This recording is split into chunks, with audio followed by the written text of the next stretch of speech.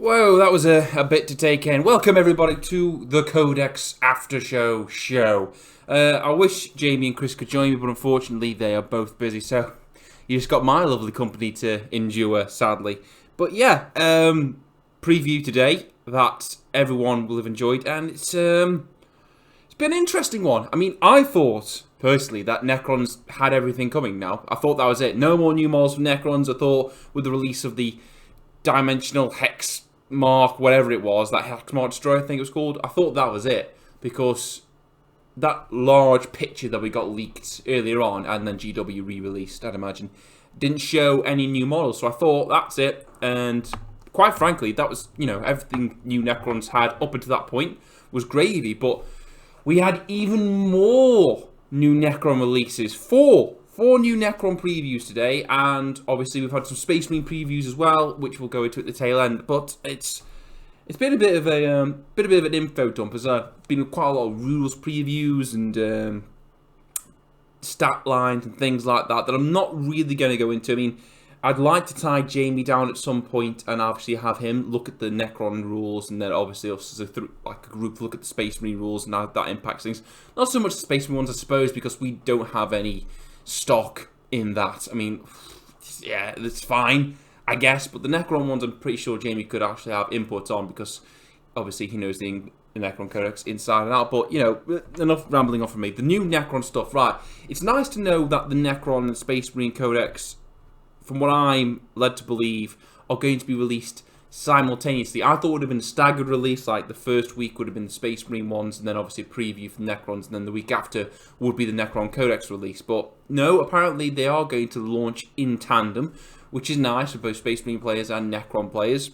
It's nice that they both get both their books to flick through and, rules to apply to their armies at the same time, which is great. I mean, there's going to be quite a lot of content coming our way from people previewing and going through the rule sets, breaking down all the meta breaking lists and the stupid combos, and unfortunately probably the typing errors, things that are going to need to be FAQ, because it's just stock and standard now.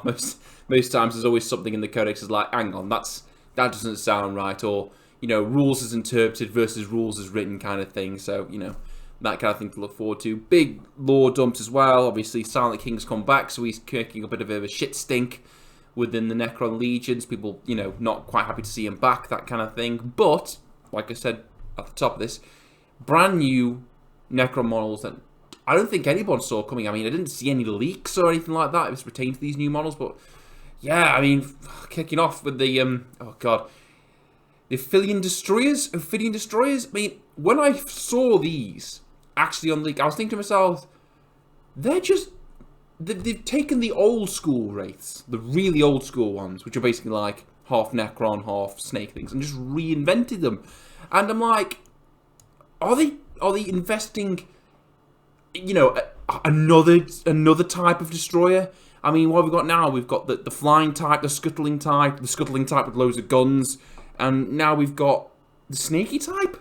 I mean, we've got lots of destroyers. Do you think you're oversaturating the destroyer market a little bit? And then my second thought was, well, if these are going to be close combat destroyers that are snakes that can reanimate, where are your wraiths going to go? That kind of thing. But, looking at the model as itself, I mean, it's a great homage to the old school Necron wraith. Really, really nice. I mean, it's iconic at this point, that sort of, well, the wraith is an iconic unit, and these are practically the same silhouette, so you kind of go wrong with the sort of half snake, half Necron. But these guys are toting forearms, which is nice. Let me just rotate as a picture. Well, not rotate, I'll be showing you different pictures.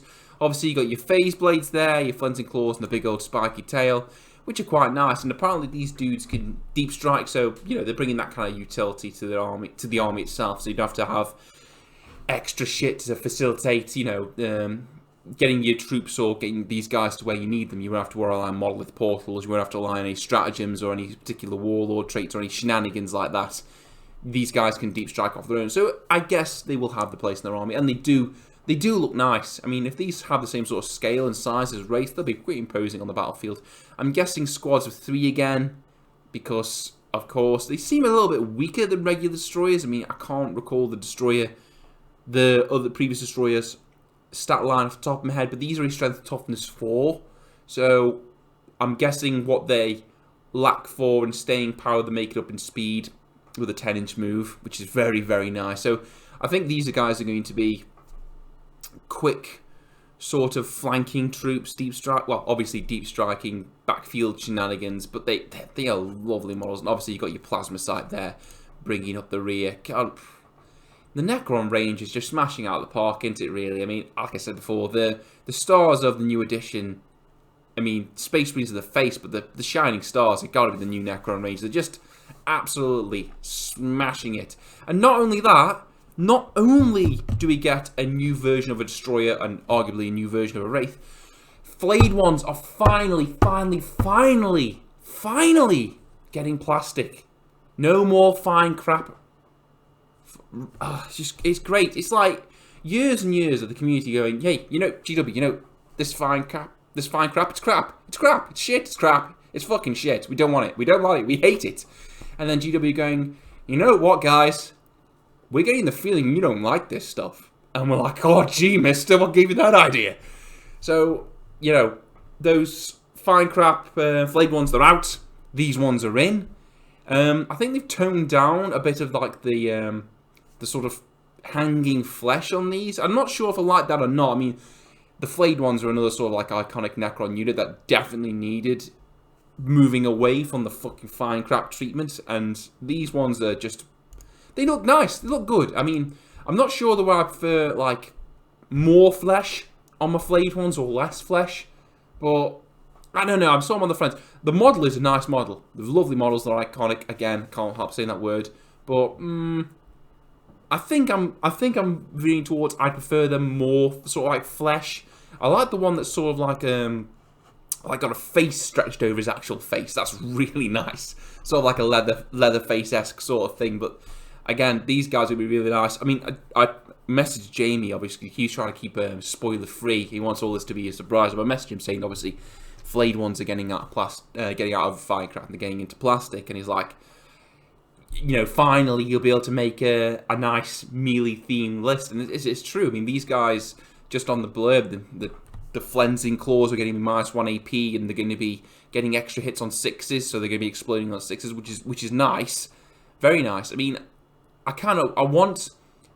when you have an underrepresented unit in a codex, it's always nice to see them reinvented and brought back in the hope that people will obviously start folding them into lists. You see them more on battle reports and whatnot. And like I said, Flayed Ones is one of those underappreciated, underused, underrepresented models that I am glad has been reinvented finally, and I'm hoping they're going to make their way back into people's lists.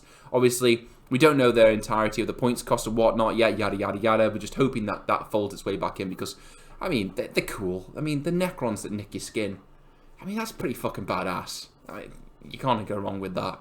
Yeah, and we've got new Mancers, 2 new Mancers. So we've got, what was it, a Technomancer, a Pyromancer's a mage. It's a Technomancer. I'm not sure. We've got more Mancers. We've got a Chronomancer with this boy right here. Again, going with the sort of techno snaky tendrily thing going on there. Quite nice. This guy arses around with time, and as far as I'm concerned, arsing around with time is never a good thing in any fandom. Once you start arsing around with time, you start getting into all sorts of weird and bonkers, like, it's just like a Pandora's box that you don't want to open. But fluff-wise, it's nice. I mean, they have the tachyon arrows that are meant to age people in like an instant and just turn them to dust, which is nice. So you got Chronomancer, which is a Mancer that arses around with time. I don't know what the extent of his rules are. I mean, what's this here? Chronometron, blah, blah, blah, blah. 5+ vulnerable save and reroll your charges. It's, you know, it's nice. It's nice. Stick that with your Flayed Ones. There you go. You got charges and a 5-up invul on your Flayed Ones. Great. As far as the model goes, I'm not sure what I think about the boxes he's got stashed away in his, like, fancy-ass shoulder pads there. I mean, what am I looking at? Are those, like, time cubes? Like, time bricks? Are they... the Blackstone, I think. I mean, that's sort of like the the colour scheme that they're going for with the Blackstone. Obviously, the top of his staff is made of Blackstone. It's got like a time or I don't know. I think it's got a little bit too much going on. Just as an initial opinion, a little bit too much because they've got all the tendrils down there, the flowing sort of mantles. I'm not a fan of the cubes. The cubes, I don't think I'm a fan. It might be one of those things. I mean, I wasn't a fan of the Scorpec Destroyer Lore when it first came out, but it grew on me. So it might be one of those. It might be a grower, not a shower sort of thing. But, you know, a Chronomancer, there you go. Moving on to the Psychomancer. Now, this one I appreciate more from a design aesthetic because it looks like that would be a pain to design. And it's going to be an absolute bastard to paint for someone of my painting skill level, i.e. shit. But it's a nice... aspects of this model are nice. Other aspects I think are like, meh, seen it before. So, obviously, the Psychomancer... Well, I say obviously, it's brand new, so it won't be obvious. Psychomancer is going to be the guy that's arsing around with the morale of your enemies. You know, he's meant to be like a guy that specialises in the science of terror or whatever. Fine. But the thing about this model I love is that digital skull. That digital effect that's like showing up on some of the Necron models, the Silent King in his cape, the Void Dragon, is it the dragon? The Dragon Catan Shard in obviously his digitizing sort of energy in his body. It's really, really nice. That thing is going to be, I mean, contrast paints help a lot, but sort of like my painting level, that's going to be a nightmare to pull off a good finish on. But as from a design point of view, that thing must have been insane to like design and mold and actually get coming out of the cast right.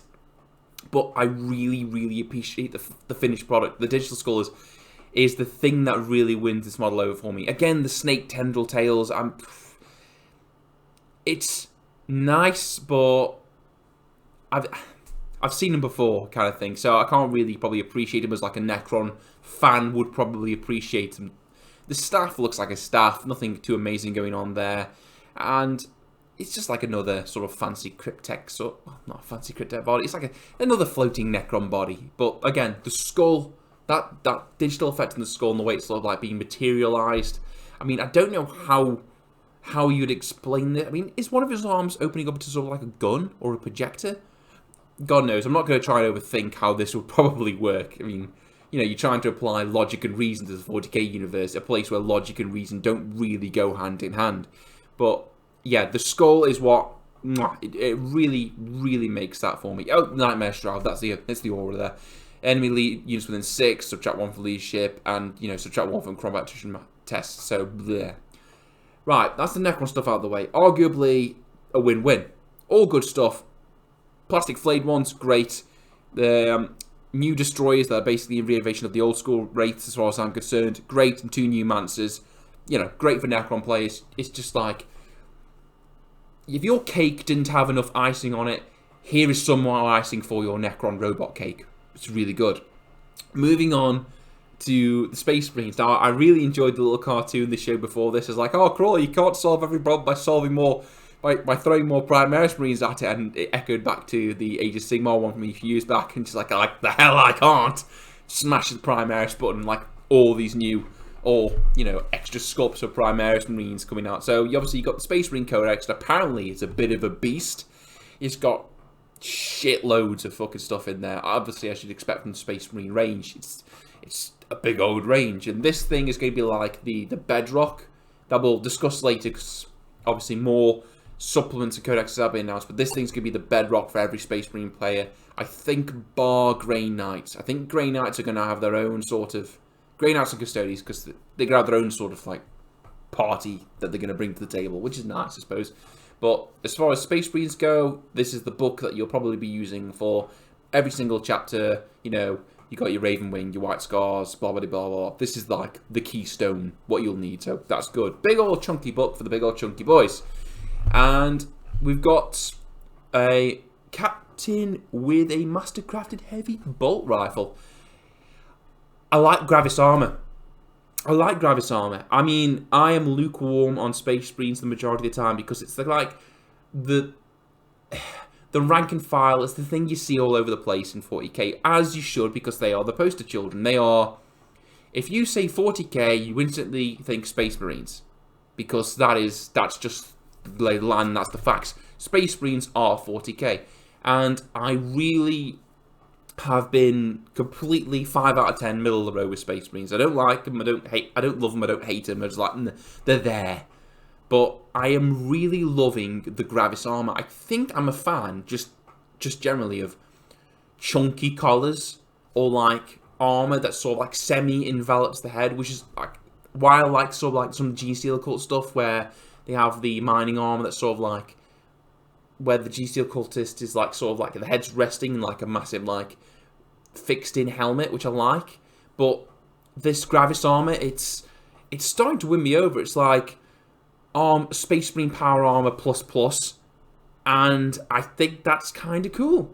I mean, it's really nice. If I had to be put into a spot right now and said, Ben, if you had to collect a Space Marine army, what would you do? I'd say I'd probably go all Gravis armor and make them Minotaurs, and just make them like close combat Spartan sort of beasts, which would be nice. But this Captain, it's a nice model. It's got the I don't know whether I like or don't like the fact that he's just got like one hand resting on his sword and one hand just holding up his gun by the front of the barrel.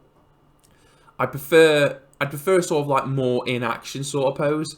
I mean, this guy looks like he's just about... He doesn't look like he's about to draw his blade. He looks like he's like taking a breather just to like take in the lay in the land, the sort of thing, or, you know, operating comms or whatnot. And I'm not sure whether I'm a fan of that or not. I mean, I'd prefer, like I said, a more action pose where he's like half drawing his sword, like he's about to, you know, get righteous on some fools, or even if he was holding that gun by my... like, just holding that massive bolt rifle with one hand, pointing it somewhere, and, like, sort of drawing a sword out, I think that'd look fucking badass. Like, this two-handed bolt rifle, I'm just going to one-hand it, Arnie style, and now I'm going to pull out my sharp stick and stab you with it. That would look badass, and I'm assuming he can do that. He's got the strength, because obviously you got the chunky armor, which is nice. The cape's a nice touch, sort of like, very, well, Kit's a captain, so he's obviously got the position of authority. Sort of like very general-esque, having that like sort of one clasp on the coat, on the cape going over the one shoulder. It's very, very nice. I don't think, no, he's not got the stupid oversized sort of pistol pouches that I think the Blade Guard veterans have got and the Blade Guard have got. I don't like them because I think they take up too much real estate on the actual model for what they are, and yeah, I know you've got pistols and you've got to have somewhere to put them, but I don't think hanging them over your groin's like a good place to put them. But, you know, I could be wrong. So, Captain with a Mastercraft Heavy Bolt Rifle, good stuff. And moving on, we've got these boys, which is the, obviously, more Gravis armor. And, yeah, I love it. It's good. It's good armor. It's just... if I had to have a Space Marine force, it would be just made up of this armor. Especially this particular model right here, where he's obviously doing the reload on the bolt rifle, looking over his shoulder. It's like, yeah, I think you said in the video, I'm going to put this clip on, and the first round I fire is going to go through you. And that's cool. And he's got the pistol holster at the back, which is where it should be. Not over the front, over the groin, because that's not where your pistol lives. It is where a pistol lives, but it's not where your pistol you use for killing people lives, or I suppose it depends what kind of pistol you use to kill people, but that regardless, that's not where pistols are meant to live. But yeah, more Gravis armor, fantastic. And we've got the heavy, that was the heavy intercessor squad, I think it was. Yeah, heavy intercessor squad. We've got the eradicators. We know what the eradicators are, but we previewed them before, so you know, they're nice. More Gravis armor, and they've got melter weapons plus. It's fine. It's good. More Gravis armor. Yes, more Gravis armor, please. Thank you very much. The melter weapons look nice. There's a sort of like a very similar sort of style and tone to a lot of the Space Marine sort of what guns. They've got that sort of like very squarish, sort of like heavy duty looking, very not industrial, very utilitarian sort of look. And I think if they keep that sort of like running, like that theme running through all the weapons, it's a good way to link them all together. So yeah, the eradicators are nice, especially the eradicator with with the super heavy melter gun thing, which is nice. Those things are beasts, as we saw in previous videos. I mean, it's all over the internet. What these things could do, they will kill monstrous creatures, and they will absolutely annihilate tanks if you let them. But, you know, as far as the collection and the miniature goes, they're lovely miniatures. The way the armor, not the armor, the ammo sort of energy. I mean, what do these things run on? Is it like condensed promethium? We're not sure. But the way it links up to the backpack, I'm a massive fan of that. Like belt fed, or, you know, the way you can tell where the ammunition is coming from, it's always a big win for me. Yep, Blade Guard veterans. We've got more sort of pictures of them, more choices. Like, look, see what I mean? You got your pistol right over your groin. I mean, that should live on your leg or behind your leg, sort of thing. I mean, just cycling through some of these pictures. That one's okay. The one with the red helmet and the shield and stuff, he's got the pistol out. That sort of pistol holster over the leg, that's fine. But the other two, I mean, mate, come on. You don't leave pistols there. That's not where you leave pistols. This pose here, the guy with like sort of pointing and like hand on the sword, that's what I think the captain should be more like. Sort of like he's about to draw his sword, like he's declaring a charge or a challenge, that kind of thing. That's more the pose I kind of like, the sort of in action, in the battle kind of pose. And finally, we've got more Assault Intercessor sprues. Obviously, you got Ood Scarface there with the Thunderhammer, and more poses, more different parts for people who love these things to use. And you know what? It's fine. It's fine. More Space Marine parts is always fine. Guys, if you don't think right now that the old Space Marines are going to get phased out, I think you're living in a dream world. Excuse me a second. Tea. Yeah, the death of the old type of Space Marines is slow. It's slow but sure. They are getting slowly replaced. I'm wanting to see what the new edition of Terminator armor is going to be like, because we've got Gravis armor. Is it Gravis armor? Yeah, it is Gravis armor. Oh, the armor that I've been gushing over just with the chunky collarbones. That's toughness 5. And Terminator armor is meant to be like, these guys are basically moving tanks. So it's going to be interesting to see the Primaris evolution of Terminator armor when it finally rocks around. And it will rock around. It's just a matter of time. I think it'll probably debut with the Grey Knights Codex when that comes, because those boys love their Terminator armor. They bloody do. But, right. These things. Storm Speeders. Basically, Land Speeders plus for Primaris Marines. I've said it before, and I'll say it again. The stupid bumper car bars on the front of these things, excuse me, on the front of all these new Primaris vehicles, I do not like. I don't like them. I like the rotary gun on the front. I like the way this guy's got the little cockpit at the top, and he could rotate round. That's fine. That's all good. And the speeder itself, it's a nice, it's echoing the classic like Land Speeder model, but get rid of those fucking bumper car things at the front. It's not a bumper car. It's a futuristic murder death machine. Stop it. Stop having that horrible design feature running through this range. Not every vehicle Primaris Marines have needs to have bumper guards on it. Or bull bars, or whatever the fuck you want to call them. Taste is, you know, taste is subjective. People out there might love these things. I fucking hate them. I hate them. I hate them. Fuck them off. Just get rid of them. You don't need to. You don't need to have bull bars on these things. Right, okay, so these things are going to be, obviously, a White Scar's wet dream, because more fast-moving stuff is what White Scars are all about. So you've got the Hail Strike, you've got the Hammer Strike, and you've got the Thunder Strike.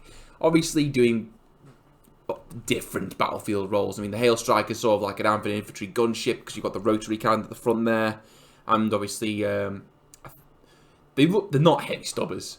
Space Marines don't use stubbers. I'm guessing they're sort of like its own unique sort of like flak gun or something like that, and obviously grenade pods at the front there. So that's going to be your anti-infantry, anti-squad sort of like land speeder. The Hammer Strike is going to be your anti-vehicle, anti-monster speeder, because obviously it's got the missiles and the melter and more grenades at the front. As far as the aesthetics of the Top Gunner goes, this one's my favourite because I'm a sucker for like big, thick missile pods. Like more of that kind of thing is always a winner for me. The melter at the front, I prefer the rotary cannon just because I like miniguns, and it's a melter. It's hard for me. I know how a minigun works in my mind because I've seen them enough in films, TV, and in live action, not live, but on YouTube and things like that. I know how they work, and it's a very gratifying, a very fulfilling sound, just like a minigun going off. It's very visceral, and I can't imagine how a melter would go off. I mean, it's not like a las cannon, it's not like a laser, like a pume. I can imagine it's like more like a Bunsen burner sort of like fire, but it's close, but not. I don't know. It's hard for you to explain, but the multi-melter at the front is probably the least favourite of these, and obviously here you've got the Thunderstrike. The Thunderstrike, las cannon at the front. I don't know what the side sponsons have got, and it looks like a rotary sort of like miniature missile pod at the top, which is okay, I suppose. I mean, this one's probably like middle of the road. It's got missiles. Missiles are always good. No, none of the other ones have got missiles, I don't think. Yeah, so this has got missiles. So this is going to be like your long range anti big hard thing, I think. And I think the pod at the top, that's going to be like sort of like anti-infantry, just in case things get close. It's got a chance to like lay down some fire before it gets the fuck out of dodge, which is quite nice. Yeah, my favourite's got to be out of these three. It's got to be the Hail Strike, just because of the minigun at the front. Is it a burst cannon? No, that's Tau. I don't know what it's called, but the minigun aesthetic, it's always a winner for me.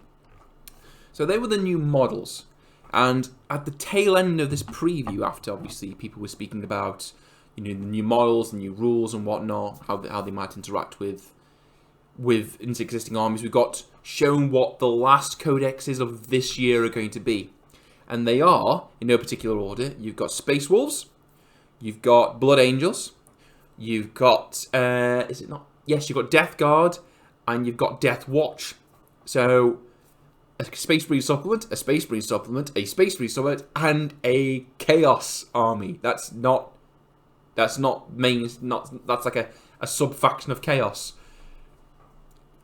I probably would have, well, if it was me and someone said, hey, you, Ben, give me 4 new codexes to drop at the end of the year, I probably would have said, right, you've had your first 2, you've had your tent, your main draw armies, which are Space Marines and Necrons. You should get the Yaks that everyone loves. Well, also you should probably get Sisters in there, because they were in the trailer as well, fighting with the Space Marines, so I think it's a bit rude to count them out. I'd put Sisters there, and I'd be like, you've got to have your Chaos. They're the bad guys after all. I would have put Chaos in there, and I would have said, and you know what? Orcs. Orcs, man. Come on. You've got to have Orcs. I'd have Orcs, and then I would have had Space Elves. Just Eldari. Not Ynnari or Drukhari, just regular Eldari. Regular, vanilla Space Elves. I would have had those 4. I would have had Sisters, because they were pewed as well. I would have had definitely Chaos, definitely Orcs. And now that I think about it, I wouldn't be sure whether to swap out Eldar for Imperial Guard. Either Eldar or Imperial Guard, but, apart from those 2 at the end, which you could swap it in and out, those are the 4 I would have chose. Not a supplement for Space Marines, a supplement for Space Marines, a supplement for Space Marines, and then a sub-faction of Chaos. I mean, great guys that you're going to get your codexes and your supplements, fantastic, but not the way I would have run it. And they were going to be the last codexes of this year. So, for me and for Chris, well, for both his armies and both my armies, obviously Grey Knights, Eldar, Ynnari, he's got the Ynnari models, I think. And for me, obviously, Tyranids and GTLs. We're going to have to wait till, obviously, 2021. Hopefully, the plague will have gone away by then, but we have to wait till then before we can get our hands on our codexes. Speaking of the aesthetics of the codexes, I'm not a fan of the new Warhammer 40,000 logo. I don't know. I'm not a fan of the way that the art on the front of these codexes is immense, as the art on most of the 40k anything is immense, really. But I'm not a big fan of the sort of like the new logo of Warhammer 40,000. It's not great, I don't think. And the last brand spanker's new model, I completely forgot to talk about this until I just saw this picture here, is the new, what's his name? Blah, blah, blah, blah, blah. I can't remember what his name was. He's a new Death Guard Terminator model, Lord of Contagion or something. No, he's not Lord of Contagion. A new Death Guard Lord with Terminator armor, and he looks like a Death Guard. He's got a pipe organ in the back and a big old manky power fist on his left, and what looks like a horrible sort of pipe organ / puke thrower on the right. This is one of the models that were previewed at the end of one of the other previews, so if I'm right, we've still got an Orc, a Sister of Battle, a Admech character, and Lilith Horospex to show still. So that might be an indication of the next codexes. You know, the next 4. You know, Orc, Admech, Sisters, and Drakari. Maybe. Who knows? But as far as this dude goes, he's nice enough. Not been a massive Death Guard fan. I mean, some of the Terminators are quite nice. I think the Grave ones are very, very nice. And the 30k stuff they do are very, very nice. But the overall aesthetic of, you know, the sick, rotting, leaking kind of thing never really won me over. If I had to throw my hat into the ring and pick a Chaos warband, I mean, I always thought I'd either go Alpha Legion because I like sneak, sneak, stab, stab, or All Thousand Suns because I love the Scarab Occult Terminators because they look really clean. But yeah, the new Death Guard. There you go.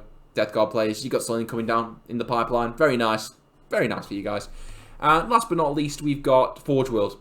Forge World are releasing a compendium. One big book full of all the Forge World units that have updated rules that apparently have been looked at by playtesters. And thank fuck we don't have to waste our time buying Index Imperium, Index Chaos, Index Xenos, all in one big fat book. Thank you. That's what we want. Just one big book for all our Forge World stuff. And fingers crossed that Medimachairon's rules kind of been looked at and he's now a Titanic Toughness 8 monster. Probably won't be, but I'm hoping he is, because I love Medimachairon, but he dies all the time and he never ever performs. That might be just me, but yeah. Fingers crossed that fucking thing will actually pull its weight in some games going forward with release this book. But yeah, that's it today, guys. I mean, sorry that it's just me. I mean, I would have liked Jamie and Chris to be here, but obviously, real world shit trumps tiny plastic men shit, I suppose. But yeah, let me know what you guys saw of the preview in your comments below. Obviously, winners of the Necrons here, boys. As much as you love the new Space Marine armor, and I do like it, it's going to be more and more. Come on, plastic Flayed Ones. That's the win for me. That's the drop mic moment. Take home and fuck off. Plastic Flayed Ones. See you later, boys. Hopefully, this is the long, slow death of Finecast, and I think as a unifying force, we can all agree Finecast is crap. It needs to go away and never come back. And hopefully, this is another nail in that coffin. But yeah, leave the comments in the comment section below, guys. Thumbs up, thumbs down. But until then, I'll catch you guys next time. See you later.